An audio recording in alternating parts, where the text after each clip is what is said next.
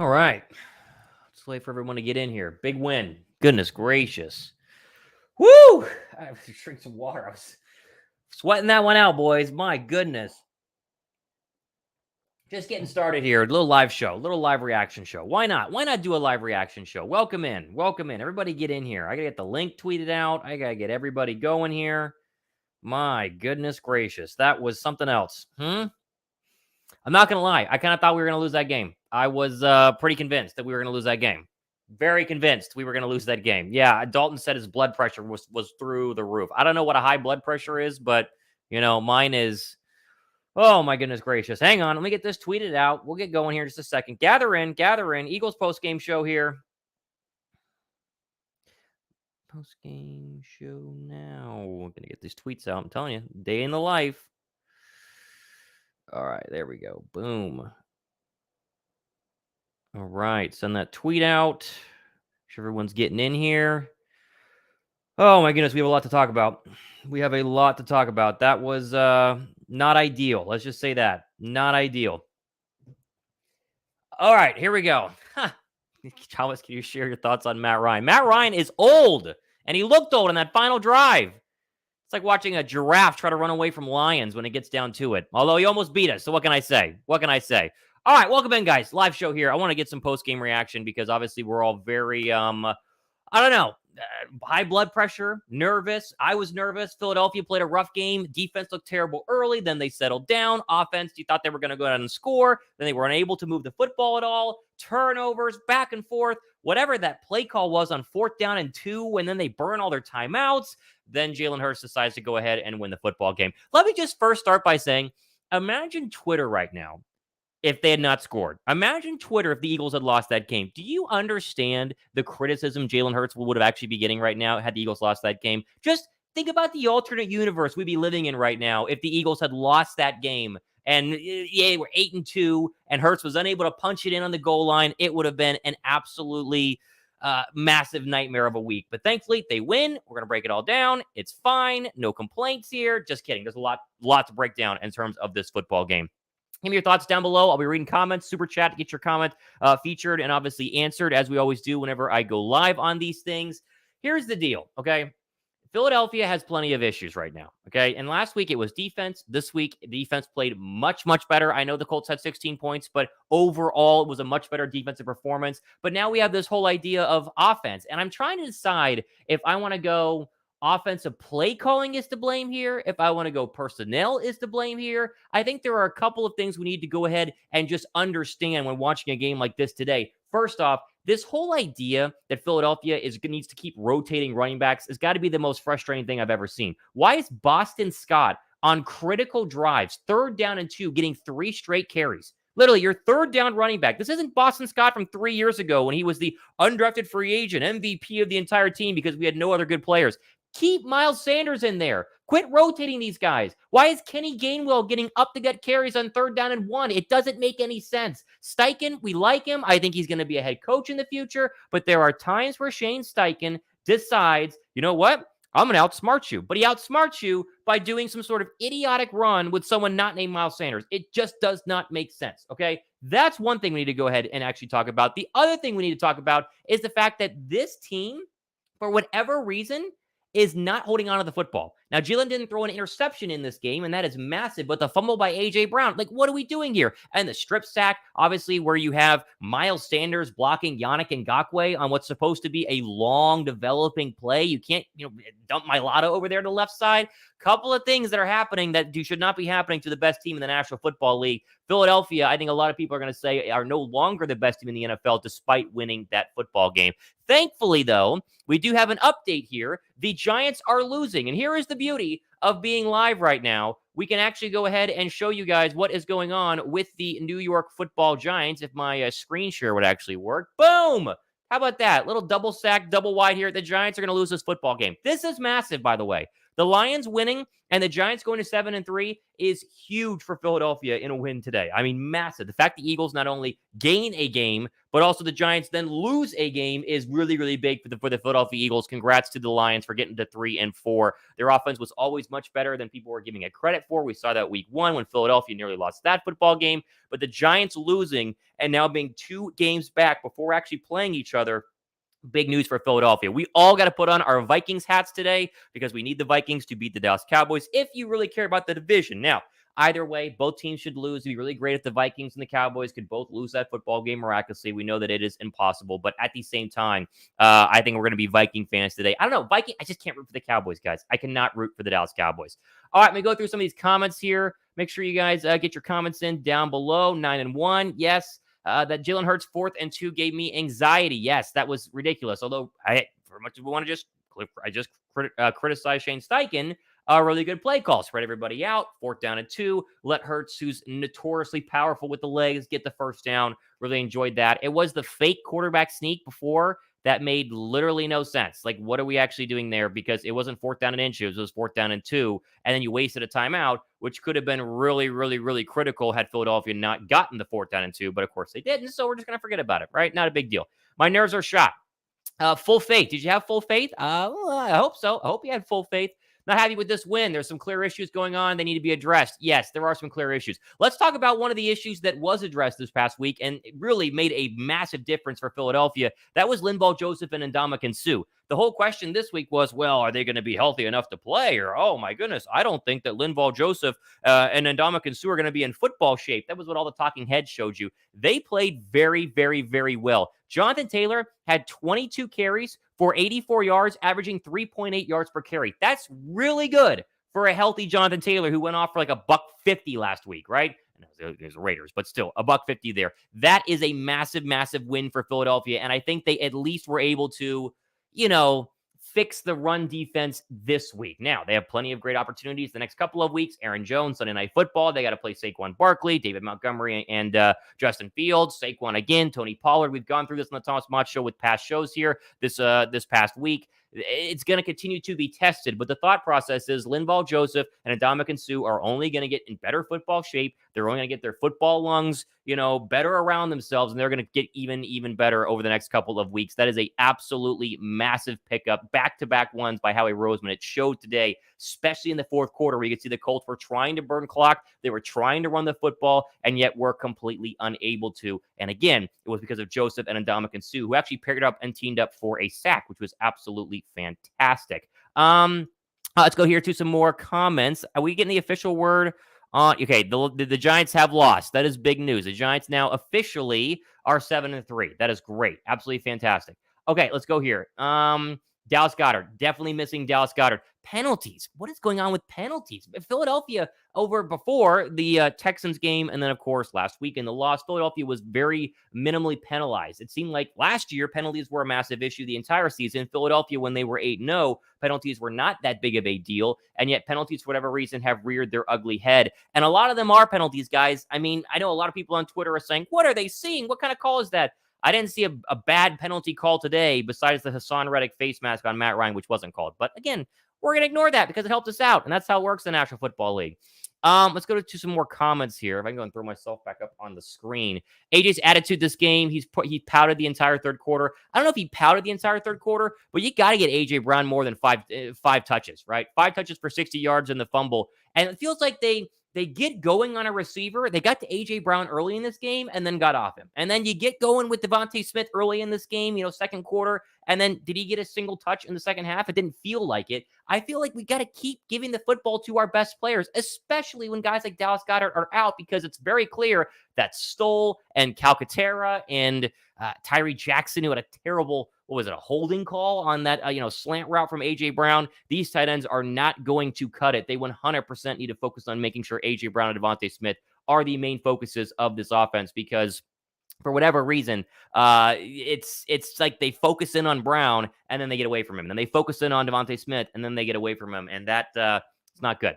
Best win showed our team's hunger, says Oracle at Delphi. Not our best win, but it does show hunger. I'm telling you, if they had not come back in that fourth quarter, not gotten a stop when the Colts were in the red zone, not been able to punch it through on 4th down and 2, and then eventually score on the Hurts rushing touchdown, we'd be having a very different discussion today in a very different mood the rest of the week. It shows a lot of grit, but it's not their best win. Let's be real about that. We allow so many 3rd and longs. Yes, the 3rd down defense has been really bad the past couple of weeks, although did shore up there in the 4th quarter. Let's see what the Colts were overall on 3rd down. 5 for 15. So they were like 4 for 5 at one point, and then entire 3rd quarter, they didn't convert on a 3rd down. The defense got a lot better. And you actually saw Jonathan Gannon call a lot more run blitzes, or I should say run stunts, where you work a lot more defensive tackles on these stunt moves to potentially get them to fill holes and get the offensive line from getting immediate, stopping power on your defensive line. Credit to Jonathan Gannon, who got ripped up and down this week. And listen, we did it here on the Thomas Mott Show because a lot of times Jonathan Gannon drives me absolutely nuts, but this was a well-called game from the defensive coordinator, and holding the Colts to 16 points was absolutely massive. Hurts had more yards per play than Jonathan. Wow, yes, that's the beauty of Jalen Hurts, 100%. We really need to get OBJ. No, we don't. I don't know, guys. We're going to wait and see. Apparently, OBJ, according to a report I read this morning, he's going to meet with the Cowboys and the Giants after this week, which tells you he's probably not interested in Philadelphia, or Philadelphia is not interested in him. So I don't think that they're going to get him. We have enough talent. I mean, this team is fine offensively. Even with Dallas Goedert out for the next couple of weeks, they're fine offensively. They just seem to get away from some of the things that work out really, really well. And whether that's, moving Hurts outside of the pocket a little bit more, focusing too much on inside zone runs whenever they need to throw the football. That final drive, after the pass interference call to Miles Sanders, they didn't throw the football again until, of course, they were going to throw, and then Hurts ran it in for a touchdown. That was a passing play that he then saw an opening and ran in for a touchdown. Weird play calling, man. Really, really weird play calling. Think we need OBJ? I don't think that we do, and I don't think that they're going to. I'd be shocked if they go ahead and get OBJ. Hurts saved the game on 3rd and goal. Yes, he did. Sue and Joseph, we just talked about that. Yes, they 100% are MVPs for this game. The fact that Ndamukong Suh and Linval Joseph had not played a single NFL snap this entire season, and they're not quick, speedy little guys who are working on their, 40 times while they're waiting to be signed. I mean, Sue and Joseph are massive human beings, right? The cardiovascular health or the cardiovascular strength and endurance was probably not there, and yet they were able to, again, not only play a bunch of snaps, but make a big impact. That was huge for Philadelphia. Congrats to them. Cannot believe that they played that well. Sydney family with the first super chat of the show. Sue and Joseph, then Davis rotation coming soon. This is a serious point right here from my man down in Sydney, Australia. Think about what Philadelphia's defensive rotation from just a run-stopping situation is going to look when Jordan Davis comes back. And I'll give you guys a little insight. Jordan Davis was seen at the Eagles practice facility 2 days ago, right? Because this is a road game. This is pre-actually going ahead and flying 2 days ago without any sort of walking boot on that ankle. And that's noticeable because he's had a walking boot on the ankle, obviously, just a couple of days ago. The fact that the boot is off means he's definitely progressing way, way, way, way sooner than I think a lot of people were realizing. Now, he's still on IR. You can't activate someone from short-term IR till after 4 games. And so the Titans game is when he can actually come back. But my man from Sydney, Australia, Sydney family, makes a great point here with this super chat. It's basically saying, think about how, one, you have all the big meat in the middle. Absolutely massive guys in Davis and Sue and Joseph, but the rotation aspect of that, they're going to be able to have these guys be 100% fresh every single drive. There should never be a situation where you ever see Jordan Davis, huffing and puffing, hands on his hips, or Ndamukong Suh. Never. Fletcher Cox, none of that should happen with how many big guys they have in the middle. And look at their, as we look at the schedule here in just a couple of minutes, that is going to be absolutely massive for Philadelphia going forward because they play a bunch, and I mean an absolute bunch of really, really, really good teams who are good at running the football basically the entire way out for the rest of the season. Okay, back to our split screen here. I want to quickly check out the game above happening. Dallas gets off about 10 minutes for that one. Raiders and Broncos has kicked off. And look at you caught up on some of these late games. The Falcons were able to win at home at Mercedes-Benz Stadium. The Jets offense at one point had more punts than completions. They lose to the Patriots. The Saints winning is an absolute bummer for Philadelphia because that makes the Eagles draft pick a lot worse. The fact that the Rams are 3-7, yes, as Matt Stafford went out with a concussion, but that stinks for Philadelphia. If you're just joining us, the Giants lost. That is huge, absolutely massive. The fact that the Detroit Lions were able to go to the Meadowlands and beat the Giants, great news for Philadelphia. We'll look at the playoff picture here in just a couple of minutes. Commanders won. I know we just lost to the Commanders. Not worried about them at all. It's the Texans. The Texans are trash, and they're going for the number 1 overall pick to take Bryce Young or CJ Stroud. So not a big deal in terms of that one overall. Got to remember, Philadelphia, 1 loss on the year. Commanders, 5 losses on the year. You do a little math here, right? You take a little bit to actually catch up to Philadelphia and where they are at. All right. Are you more confident in Philadelphia after this win, or do you have more questions about Philadelphia after this win? I want to hear from you guys because this is a big win, and this is a good football team win in terms of the fact that if Philadelphia was not going to go far this year, I didn't think they were going to make the playoffs, you would lose this game. You go back to even last year's Philadelphia Eagles, they probably lose this game. Now, the fact that they won does not cover up the old, stains on the rug that actually show you that Philadelphia has been a pretty not so great football team over the past couple of weeks. And the question I have for you guys, and I want to see the answer to this one, are you more confident after the win because Jalen Hurts was able to lead them on a game-winning drive, or are you more concerned after the win because it was that close against a Colts football team that hasn't been that great, at least pre-Jeff Saturday? Maybe Jeff Saturday has them working well. They've at least been working pretty darn good in terms of the past 2 weeks, at least from a defensive perspective. That is the Indianapolis Colts. Alex says definitely both. Let's see here. Question on OC play calling. Steichen, the first 8 weeks, balled out of his mind. He was the number 1 coaching candidate for 2023, in my opinion. I think a lot of teams were going, Shane Steichen. He's the next Nick Sirianni. He's the next, young offensive mind to come out of a really, really good coaching system. The past 2 weeks, I'd be seriously questioning it. And I don't know if it's the fact that maybe he's just worried about Dallas Goedert not being in there, or he's worried about turning the football over, or he's trying to establish the run. I don't know what it is, but he fixates too much and too often on either one player or one specific play or one specific play type, and it is absolutely killing Philadelphia. They had a lot of drives, especially to start the second half, where it's like, okay, 3 and out. Okay, 3 and out. Okay, run up the middle for 1 yard. They have got to get better at this. I'll be honest, and this is something I thought I'd never say this year. We got to stop saying Philadelphia is the best offensive line in the National Football League, because they're not. And I love the Eagle offensive line. I love all the players on that offensive line. They are still very good and probably still top 5. But they should be dominating teams with how good that offensive line is supposed to be, right? When you think of Mailata, you think of Sam Malo, and you think of Kelsey and Lane Johnson on the right side, and Landon Dickerson, you would think that they should be dominating people, not only in the running game, but absolutely giving Hurts a ton of time to sit back in the pocket. And while he gets that at times, and the running lanes are open at times, it's not where it should be if you're the number 1 offensive line. I don't think that they are. I think they're a top 5 offensive line. No longer are they a number 1 offensive line. The other big area of concern, Eagle pass rush. And I know that Hassan Reddick got a big sack of Matt Ryan late in that game. I know that Josh Sweat was getting close a couple of times. The Eagle pass rush, and what got 9 sacks against Washington week 3,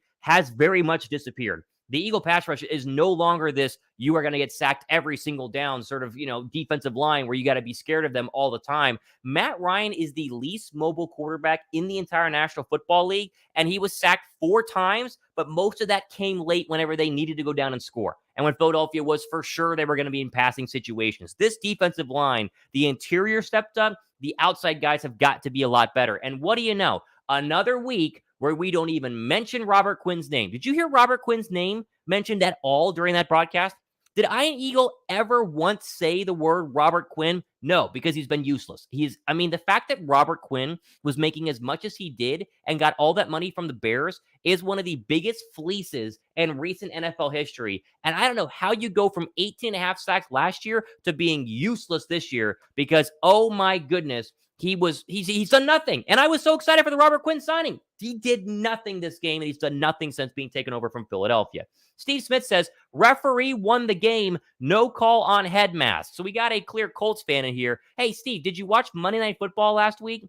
Did you? Because I think that a little payback for what happened to, Dallas Goedert on that play where he clearly had a face mask and a fumble, which basically cost the Eagles the game. So I do not feel as bad as I would had Philadelphia not gotten a couple of really bad no calls or calls not going against them this past week. Absolutely ridiculous. So sorry, Steve. Welcome to our world. Welcome to life as an Eagle fan the past couple of weeks, where We don't get calls. You didn't get that call. And it really wasn't like it turned his helmet like you obviously see for a lot of big time face mask penalties, or obviously with the Dallas Goedert penalty. It was just a little grab. It wasn't that bad. Yeah, should have been a penalty, but you didn't get it. Sorry, that stinks.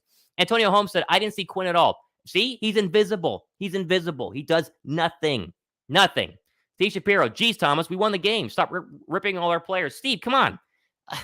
I know we won the game. I want to win a Super Bowl, right? I don't want to be one and done in the playoffs. I don't want to lose to Dallas on Christmas Eve. I don't want to be embarrassed by the Giants in a couple of weeks. I don't want to lose to Aaron Rodgers on Sunday Night Football. Philadelphia is a very good football team. I gave a ton of credit to Jalen Hurts on that final drive and the defensive line, especially the interior, for stopping Jonathan Taylor. But you cannot sit back and be like, oh, well, the Eagles won, so there are no issues. There's no problem with Philadelphia. They have some issues, and they need to clean things up. It starts with play calling, and I think some of these defensive end guys have got to start getting pressure because they are completely invisible so far over the past couple of weeks. Colts are starting to perform how they should. Good roster. It is a good roster. Yeah, I mean, we got to give a little bit of credit to the Colts, but they're not that good of a roster. I thought this would be 31-13 Philadelphia. And maybe I was ridiculous in saying that in my show yesterday, but what do you want me to say, right? I mean, literally, it's Matt Ryan and Jonathan Taylor and a bunch of really not that great players for the Indianapolis Colts. I mean, Michael Pittman is their best receiver, and he's playing a lot better this year than when he came into the league, but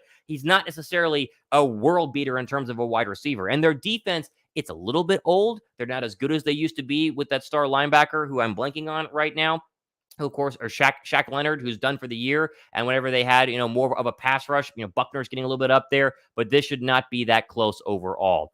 Okay, questions. Get your questions in right now. I want to hear from you guys. Let's take a look here on the screen as we try to check in on the Cowboy game. Someone just asked me, let's see here, Vikings or Cowboys? I don't know, guys. Who do you want?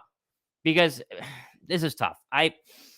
I'm going to go with the Cowboys in this one. And I don't know if it's because I am worried about the number one seed, but I'm going to root for the Cowboys in this one because at least Philadelphia gets to play Dallas again, meaning they can beat them again and then hold the head-to-head tiebreaker 100%, being 2-0. They don't get to play the Vikings again, right? And the Vikings go on a run here and Philadelphia slips up. Minnesota's right there, even though Philly already beat them. So I guess we root for the Cowboys today, huh? Do we have to? I don't know.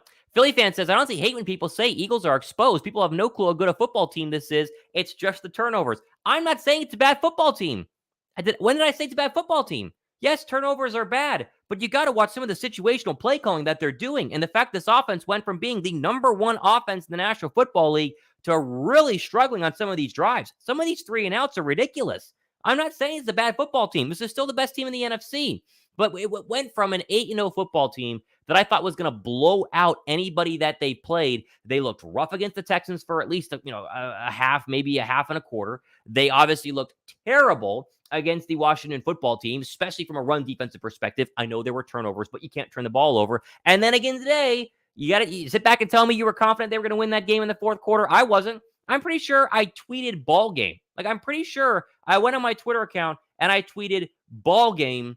And then, I was wrong on that one. I also tweeted the Eagles' run defense wasn't fixed after the first drive, and you guys are pulling that up on Twitter. It looked terrible in the first drive, and then they figured it out. So, come on. I got to react a little bit, right? Am I allowed to react just a little bit during the game? That's the whole point of having Twitter, is you're able to actually go ahead and react to these things. Let me see if I can go ahead and get the Cowboys game, at least up on my screen, so I can give you guys some little live, not play-by-play, but just some live updates on what is going on as people try to, pour in here. Yes, people are obviously mentioning that Sue and Joseph were huge. They were massive. I mean, has Howie Roseman missed on a signing besides Robert Quinn? And that was a trade, right? Besides Robert Quinn, Howie Roseman has absolutely not missed on a single signing so far this year. And that's huge. That is absolutely huge. Why is my sign-in not working here? Hang on. I'm trying to get Sunday Ticket on. That way I can put the red zone on. So give me a second. Type in my password. That way you can actually see what's going on here in this game. Cowboys are trash this year. I don't know if they're trash. They're winning games. I mean, they have 6 wins. I would agree that I would say Philadelphia's way better, but they're not trash this year. No, not at all. Okay, we got that going. We got that rolling here. All right, we're keeping an eye here as Dallas and Minnesota, they have just kicked off. And so we'll give you updates on that as we hang out and stay live at least for, I don't know, another 30 minutes. I'll stay live as long as you guys want to hang out. I think it's at least fun to do a little bit of a post-game show. Now, let me just say this, okay? Philadelphia won. That's great. Super excited about Philadelphia winning. Obviously, a win is a win. You go 9-1. You get one step closer to winning the division, one step closer to having the number one seed, and a loss in that scenario where the offense struggled mightily during large swaths of this game. The fact that Jalen Hurst was able to lead a game-winning, not field goal drive, touchdown drive is huge, but I still have some big concerns for Philadelphia. We can go through those one by one. First off, the good things. Linval Joseph and Ndamukong Suh. They were absolutely fantastic in this game. Linval Joseph and Ndamukong Suh might have won Philadelphia this game because Jonathan Taylor had some moments, but if Jonathan Taylor would have done 22 for $140, Philadelphia loses. Instead, Jonathan Taylor was 22 for 84, 3.8 yards per rush. You go back to what happened last week when it looked like it was 8 yards per rush for the Washington Commanders, even though it technically wasn't. It looked like it was 8 yards per rush. The fact they were able to sign these two guys, bring them in with zero football sea legs under them. Suh, Joseph not playing anything so far this year. Not only play that many snaps, but look that good. Team up for a sack. That was fantastic. That was the best part of what I saw today. Now, to get into the bad, let's just get straight to the bad. Philadelphia's not running the football as effective and often, especially early on in these football games. Philadelphia needs to 100% start running the football a little bit more early on in these games just to kind of calm things down. This is supposed to be a really good rushing football team. And sure, they had 33 carries for $141. 16 of those carries were Jalen Hurts. Now, it doesn't matter how you get your rushing yards, but I really feel like establishing Miles Sanders is a key to success, and it's going to be a massive recipe for success for Philadelphia in the postseason, especially if they're the 1 seed or the 2 seed, or obviously in an NFC Championship game. The other big thing here when it comes to play calling is you have got to understand who your playmakers are. Not only does Devontae Smith and A.J. Brown need more targets with Dallas Goedert out, stop giving the football to Boston Scott and Kenny Gainwell on critical possessions and critical situations. The fact that Boston Scott had 3 straight carries on that final drive, or Kenny Gainwell the drive before had an absolutely useless run, doesn't make any sense. Sanders is your best running back. If you're not going to run him, then run Jalen Hurts. That's it. These guys can get touches, and I think you're totally fine with a lead or on first down or on a 2nd down and 1 to work Gainwell and Boston Scott into the situation. But don't give them serious touches during very important points of the game. Steichen needs to be better than that. He needs to go ahead and improve. The other thing we got to figure out is turnovers. I mean, at one point, we were historically like the best turnover ratio team through 7 or 8 games in NFL history. They were like plus 18. Now you go back to 4 turnovers last week, a couple of turnovers in the Texans game. You turn the football over in a critical situation with A.J. Brown, the strip sack after halftime when you basically gave a free possession back to the Colts. The turnover situation has got to improve. You don't turn the football over. You probably beat Washington last week, albeit very ugly and an ugly win, but you definitely win this football game, and it's not as close and as scary as a lot of people have thought. So there are things that need improvement, and maybe last week's win woke them up.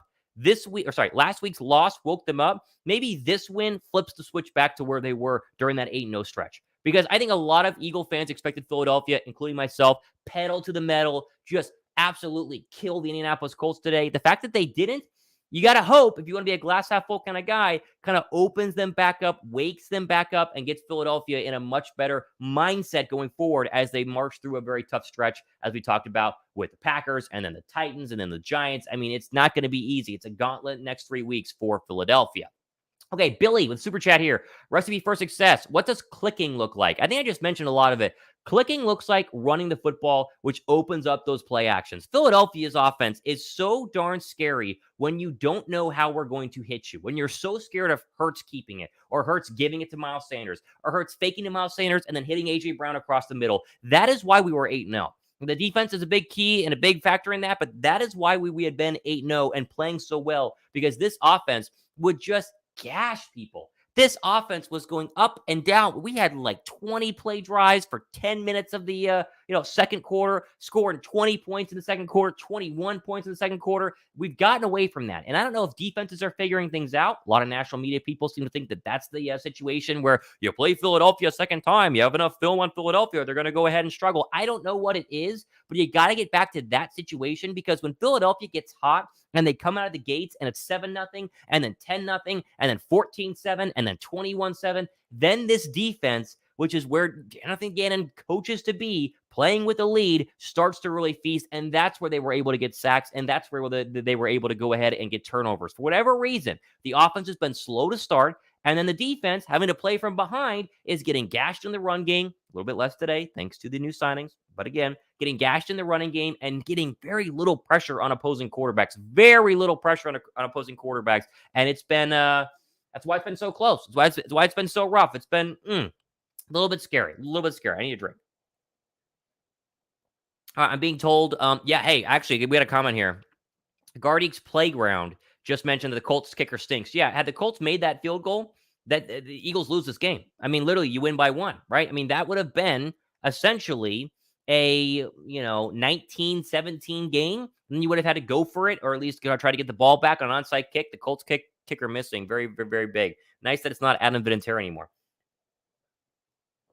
Okay, update here. Strip sack of Kirk Cousins. The Cowboys have kicked a field goal. Yeah, so Kirky already looking terrible as he does against the Cowboys. Kirk Cousins 2-8 historically against the Dallas Cowboys. And so Dallas is on the board first on the road here with a 27-yard field goal, as that is 3-0 Dallas. Denver Raiders. You want to root for the Raiders if you're Philadelphia, because a Raiders win helps out Philadelphia's with that Saints pick. I know the Saints won today, but you don't want the Raiders to keep losing, or else they're going to stay ahead of Philadelphia and possibly get Will Anderson. Bengals and Steelers have kicked off as well. And then a couple of afternoon games, that have officially concluded. Baltimore's offense looked horrible today. They barely beat the Panthers. I mean, 13 points at home against the Panthers is a really bad look. Lamar Jackson, very inaccurate in this one. 1 interception, no passing touchdowns. Baltimore, 7-3. Not a very good-looking 7-3. Falcons are winners. I guess they stay alive in the NFC South, although it's Chicago, and Chicago's defense has been very bad the past couple of weeks. Jets and Patriots. Remember whenever the Jets were like, flying high and looking really, really good? Their offense was absolutely atrocious in this one. And the quarterback situation, a little rough. Rams are done. Their season is officially over. They lose to the Saints. I know Matt Stafford got knocked out in this one, but the Rams are, talk about one of the worst. When's the last time someone who won a Super Bowl didn't make the postseason the next year? Like, if you lose a Super Bowl, the Super Bowl hangover happens a lot. But the fact that they won a Super Bowl and have been this bad, I know there are injuries still. Not a good look. Just joining us, the Giants lost. That's the best news all day. Besides Philadelphia winning, best news all day. It's like the Giants went ahead and lost that game. They are now 7-3. That keeps them a couple of games behind Philadelphia, with the Eagles having 2 games before they play them on 3 weeks from now, whenever that is, sometime in December. And then the Commanders won, but look who they played. It was the Texans. So, what do you want me to say, right? The Commanders won, but they played the Texans. So not that much to actually go ahead and make noteworthy, because the Texans, as we know, are trash. This still gives you a good look at where Philadelphia is at. Let's start with the NFC East standings here on the right-hand side. 9-1 is huge. And if Dallas loses today to go to 6-4, it really gives you that padding that you want Philadelphia to have as they get closer and closer to having to play Dallas again and playing the Giants again, because they're not. The odds of them winning out from here on out is slim, because 1 loss for an entire year is an incredible season. I don't see that happening, but you want to have enough of a padding to where if you slip up against the Giants or slip up against the Cowboys, then you should be able to be good to go. Packers next week. Talk a lot about that this week, as that's going to be a massive one on Sunday Night Football. Obviously, Tennessee is playing really, really good stuff. I mean, they might have just gotten Linval Joseph and Ndamukong Suh for this game and Derrick Henry. Then you play Saquon Barkley. Then you play Justin Fields and David Montgomery. Then you play Zeke and Pollard, who have been pretty darn good. At least Pollard has the past couple of weeks. Then you play Kamara. Then you play Saquon again. That is it's going to be interesting. All right, more comments. Give me some comments down below. Super chat, get your question featured here on this post-game show. I haven't done a post-game show in a while, so I want to jump on and give you guys my thoughts after that very high blood pressure situation for the Philadelphia Eagles. So get your super chat questions in. As you saw, Billy just got his answered. As we keep rolling on here, listen, I've been very negative about Philadelphia, and I was about to go into a long soliloquy about how Darius Slay has struggled the past couple of weeks. I'm not going to do that, although he has. Darius Slay has not looked as good as he did the first 8 weeks of the year. Bradbury's been the better cornerback. More consistent cornerback this entire year has been James Bradbury, but I don't want to rip into guys, right? I got a comment a little bit earlier from my man Steve Shapiro, basically saying, Thomas, Philadelphia won. Why are you ripping everybody? I'm ripping everybody because we've not looked like ourselves the last couple of weeks. Now, I'm pumped they won. Trust me. I mean, no one's happier than me that Philadelphia won that football game. That's massive, massive, massive for the Philadelphia Eagles. But at the same time, we saw what they can be. And we saw what they can be for basically every single game this year. I mean, besides maybe the Cardinals game, Philadelphia's offense has rolled everybody. They've looked good in every single game, and then you lose to Washington. You only score 21 points. And you have all these turnovers, right? And all these situations where their offense and the offensive line struggled against the Commanders. A.J. Brown did nothing against the Commanders. You kind of went, was that an outlier? Or is that how Philadelphia maybe that's how they're going to be going forward? And then you come back against the Colts and you look pretty darn bad until the very end. And so I think in the end, we can be very excited about this win, but still very critical about the fact that Philadelphia's got to figure things out if they not only want to win the division, they not only want to be the number one seed, win multiple playoff games, and go to a Super Bowl. Because here's the problem. The expectation is now Super Bowl. You don't go 8-0 and look this good and have this many offseason moves and trade deadline moves and getting Robert Quinn and getting Joseph and getting, Ndamukong Suh without it being Super Bowl or bust. And I'm telling you, if Philadelphia does not win the division, if Philadelphia is not the one seed, if Philadelphia is not very competitive in the playoffs and win playoff games, all of us are going to say that this was a lost season and this was a waste of a season. And all of us are going to say it's a disappointing season. And I don't want that. So I'm going to be critical when we need to be critical because people keep saying, whose fault is this? You can spread it around. Offensive line is not playing as well as they should. The outside pass rushers, besides Hassan Reddick getting, one nice sack there at the goal line, and besides a little bit of pressure in the fourth quarter, they've done nothing getting after quarterbacks. Heinicke was totally clean last week. You go back to the interior defensive line, possibly fixed. We need some more, reps to actually show that. A.J. Brown going from being one of the most feared receivers in the league to being kind of quiet the past couple of weeks. I think that they just have a situation where maybe they got a little too ahead of themselves, a little too full of themselves, but the play calling needs to be better. That's a massive, massive reason, I think, why Philadelphia has struggled a little bit over the past couple of weeks. Okay, Cowboys and Vikings. I keep getting asked, who do we root for? I don't know. Who do you want to root for? I mean, two arguments here. You root against the Dallas Cowboys. You root for the Minnesota Vikings. That way you can hope that the Dallas Cowboys lose again, further putting Philadelphia higher and higher and up in the win columns, or I said the loss column, and the NFC East standings. That way you win the division. That way you host a playoff game, right? That obviously is the thought in terms of Dallas losing. Now, in terms of Viking losing, the Vikings are the one football team relatively close right now to Philadelphia for that one seed. No one else has one loss. You need to entire league, but just overall in the NFC, no other team has one loss besides Minnesota, sitting there at 8-1. And so for at least at the same time, you have to understand that if Philadelphia is a 2 seed, they still will potentially host every single playoff game, but you got to play a week earlier. And I don't want to play a week earlier. I want a bye week. I think there are enough old bodies on this offensive line, old bodies on this defensive line, a couple of injuries. Think about Goddard, think about Jordan Davis, where an extra bye week at the end of the year could be very, very big. And so I think I'm rooting for the Cowboys. Chubbs Malone says, don't care about seeding. Never going to root for this. It's the satanic star. I know, but seeding is going to be a big problem and a big deal. And you don't want to play in the wild card round as a 2 seed, or if it got really ugly as a 3 seed, that would be rough. So you might have to go on the road and play the Vikings in the divisional round. We miss Goddard, says Cool Rains. Yes, we do. Really, big time. Philadelphia, very clear that they missed Dallas Goedert. And it's not just from his pass catching ability, it's his run after contact ability, his yards after contact that makes him very, very, very, very good as a tight end. And you saw that a couple of times with Stoll, with a couple of catches. You just, in my mind, a couple of those 4-yard catches, Goddard turns them into 12-yard catches. Stoll turned it a 5-yard catch, right? That's the big difference right there. That's a big difference for Philadelphia when it comes to Dallas Goedert. That guy gets yards after catch and gives Jalen Hurts even more security from a tight end perspective. They are 100% going to miss him the next couple of weeks. And honestly, it's going to be interesting. I mean, listen, he's at the Colts game, obviously, today. He missed the Packer game, that's 2. Missed the Titan game, missed the Giant game. He's eligible to come back for the Bear game, right? The Bear game is the 18th of December. That's basically a month from today because it's the 20th of November right now. So it's going to be a while. And blocking, says Michael Green. You're right. And blocking as well. Yeah, I mean, blocking, that goes without saying. The blocking that he does is much, much better. Vikings are driving right now. Big catch by Thielen to get him into, I think, the red zone as they got 2nd and 2 from the Dallas 6. And so marching right now are those Minnesota Vikings. Okay. We'll keep going here for just a little bit longer. If you guys want to get questions in, you want to get it featured, go ahead and do a super chat as we're breaking down Philadelphia's big win against the Colts. Was this Jalen Hurts' first game-winning drive as a professional? I remember reading that on Twitter that possibly. Let me see if I can find that tweet. There was that tweet that did mention that Jalen Hurts did not have a game-winning drive yet in his young career. I think that might be his very first one. I'm pretty sure that might be his very first one, and yet I can't confirm that, so I'm not sure. But I'm pretty darn sure that that was his first game-winning drive. So, as we said at the very top of the show, if you guys missed it, imagine Twitter right now had Jalen Hurts not scored in that final drive.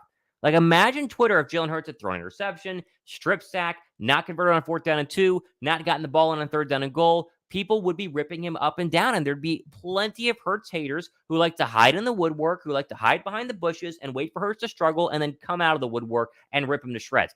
Thankfully, you don't have to listen to those people the entire week because they were able to win. But yes, as Canik Shep just said, Twitter would be calling for Gardner Minshew. And the fact that Twitter does not get the call for Gardner Minshew today is really, really, really good news for all of us, because that would be the dumbest thing and the most ridiculous thing to do. So Philadelphia, again, thank you for winning, because that would have been absolutely terrible.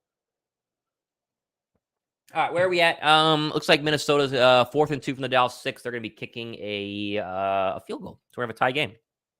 All right, what do you want to talk to talk about? Going for 40 minutes here. Give me some more questions. Let's see what you guys think. More questions. How you feel about the Packer game on Sunday? Or let me just not even get into the Packer game yet, because we still have a week from from that happening. What's the biggest concern for Philadelphia right now? Biggest concern. And I know they won, but biggest concern for Philadelphia. Let me know what it is down below right now in the comments section. Philly fan says, got to root for Dallas. Eagles are banged up. They'll end the year. 2, we need the first round bye. Okay, that's fine. I mean, I wish they could both lose. I would do anything just for them both to lose, but that's not going to happen, because it's not how it works, sadly. Biggest concern. Comment down below. Also, like the show right now, because liking the show definitely helps the show. Ball security and play calling are 2 of the first comments to go ahead and come in. Yeah. Rush defense. Tyrone, I think rush defense is fixed. I mean, I tweeted early on that it wasn't, because that opening drive was a couple of massive plays from Jonathan Taylor. But I guess you could look back and see that, Linval Joseph and Ndamukong Suh probably were, getting those first snap jitters out of the way. They barely got to practice. I mean, Suh got signed on Thursday, was in the building on Friday, got on a plane and flew to Indianapolis. I mean, that is tough to do. Tough to do. Savvy 10-year vet. Tough to do. Let's see here. Shoot ourselves in the foot. Penalties, fumbles, sloppy play. Another one said biggest concerns receivers, ball security. They were doing a drill this past week in practice. I don't know if you saw this on my Twitter account, @RealThomasMott, where they were punching the ball out and then making receivers dive on the football, and I call it the Quez Watkins drill because he fumbled last week. But the fact that A.J. Brown also fumbled the football, got to figure out ball security right now. I want to see all sorts of highlights during practice this week where they're hitting them with pool noodles. They got the little, balls in the end of sticks where they're trying to punch them out. I want to see them punching balls out and working on ball security right now, because Philadelphia had the best turnover margin in the league, and I don't think they do anymore. Let's see. NFL turnover margin. Margin 2022. Let's see. The beauty of live. Are we still the best? Because we were up by like a bunch. We are. So let's get this up on the screen. Come on, where is it? Boom. Here you go. Football database. We're plus 12. Second is plus 9. So we're still there. This was plus 18 at one point. Plus 18 at one point.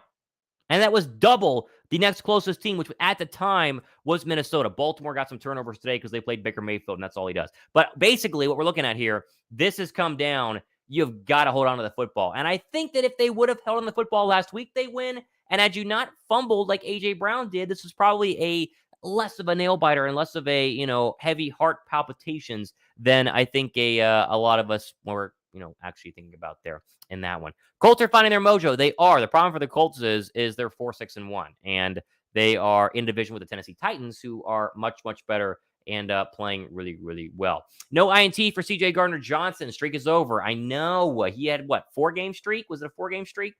5-game streak? I don't remember. Quez and BG are redeemed in my eyes. Okay, sure. I mean, listen, I've ripped on BG this year, but it's not because I hate BG. It's because BG is looking old. And, he's looking old, and that's happened. Gardaki's playground, Colts kicker stinks. You keep typing that. I know. I'm really glad that the Colts kicker stinks. Trust me. I'm very excited about that. That's really good. I actually am blanking on the Colts kicker's name, so we'll look at it right now. Oh, yeah, it's McLaughlin. Yeah, he stinks. I appreciate the miss. I really do. I appreciate the miss. Oh boy. This is going to be an interesting week. Because the offensive line, as you just see on your screen, not top notch. It's not been top notch the past couple of weeks. I know BG had a big sack, Antonio Holmes, but he's not looked good this year. He's looked old. Okay? Like he has looked old this year. Just because you get a big sack doesn't mean that you don't look old. Doesn't mean that you are no longer. I mean, BG was a Pro Bowler, guys. BG was a 12 sack a year kind of guy. Pre-injury, that's what he did. And I'm not saying he's no longer useful, but he's basically designated the Chris Long role now. And he was the starter defensive end for Philadelphia his entire career. Just saying. Come on, Philly. Let's see here. We got a lot of comments here. Super chat to get it featured. Come on, Philly. Don't bash us that bad, man. We made you win that one. Good game. Looking forward next time we meet. I guess Bruce Cox is a Colts fan, so welcome, Colts fans. We're all loving. How many sacks does Brandon Graham have? Let's see. Let's see. Brandon Graham has 3 through 10 games. So he's on track for, what is that, 5, 6? Not 10. I'm just telling you. Reddick turned up big. Yeah, Reddick had disappeared for the past couple of weeks. Reddick did turn up big. Right now, Josh Sweat is your best pass rusher. Josh Sweat, and then Javon Hargrave, and then Reddick. At least the past couple of weeks. That's how it's ranked in my mind. That's how it's ranked so far. Yeah, Reddick's at 7.5 now. But that's because he had like 5 through the first 6 weeks. And then he really, turned off the past couple of weeks. So it's changed a little bit. That's fine. Not a big deal. It happens. All right, we'll go for 5 more minutes here, and then we're going to wrap it up. Things to watch this week, okay? I think the Sproles stuff we talked about on the show today, if you missed that, Darren Sproles did mention he wants to sign with Philadelphia. Do I think they're going to actually go sign him? Probably not. But do I think that they could use him? Yeah.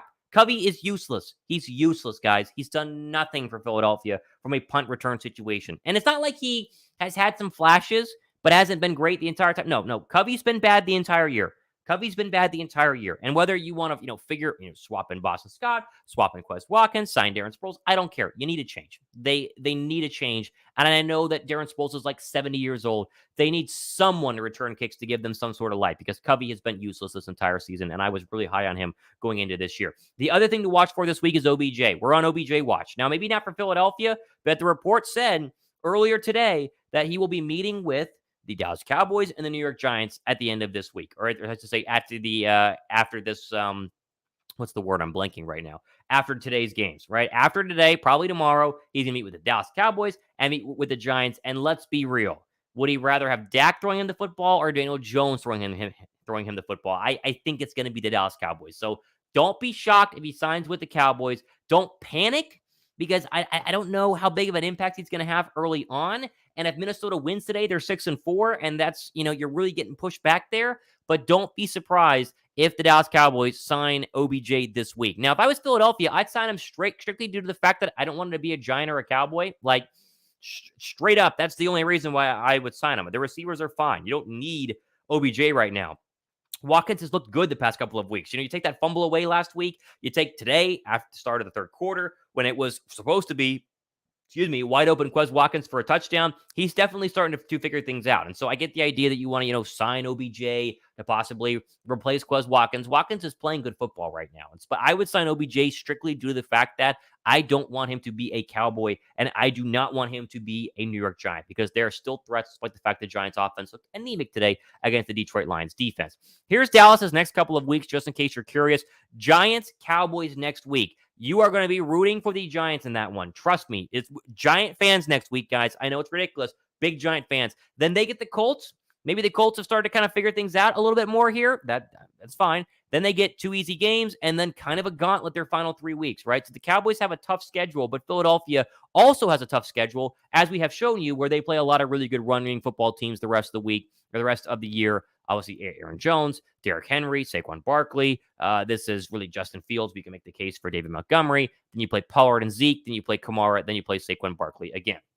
The other thing to watch for this week is possibly some tight end help. There's not a lot in the free agent market, right? I don't know if they want to give Tyree Jackson some more touches, if they want to elevate Cal Qatar from a 2 to a 1, because Stoll doesn't seem to be it, even though he's been the number 2 this week. There's the questions about Gronk, and obviously I talked about that in a show a couple of days ago. There's no reporting right now on Gronk actually coming back. That as I showed you in my show, I never make stuff up. I go straight to the source. There was a talking head on Jacob Media who mentioned that he would call Gronk. And so I talked about that. Does not mean they're going to call Gronk. They're not going to call Gronk. And I'd be shocked if Gronkowski was going to come back. If Gronk's going to come back, it's to stay in Tampa, right? It's to stay in Tampa and be with Tom and go for one final playoff run if the Bucs start figuring things out and getting things going. So don't expect Gronk to sign this week. If they sign anybody, it would be some form of kick returner, which would be probably Sproles, but I don't see it happening. So obviously, if they do, we'll cover it here on the Thomas Mott Show. So obviously, stay tuned for that one. All right, we'll do a show tomorrow. I'll give you guys more updates on what's going on with the Philadelphia Eagles. Be sure to subscribe. And I might go live for Eagles-Packers next week. Maybe I just hang out the entire time. Eagles-Packers. You guys have fun with that? I think we'd have fun with that. So I appreciate you guys. As always, make sure to give this show a thumbs up and subscribe. Plenty more content coming up next couple of days and weeks. A win is a win, right? As that TikTok goes, man, a win is a win. And I know I like to rip the Eagles, especially when they lose. But the fact that we're able to come from behind, credit Jalen Hurts, credit Nick Sirianni, and this defensive line for playing much, much better on the interior side. Maybe the game ball goes to Howie Roseman, because if Jonathan Taylor would have balled out, it would have been a much different situation. All right, that's it here on this postgame show. Thomas Mott. See you guys. See you guys in the next one.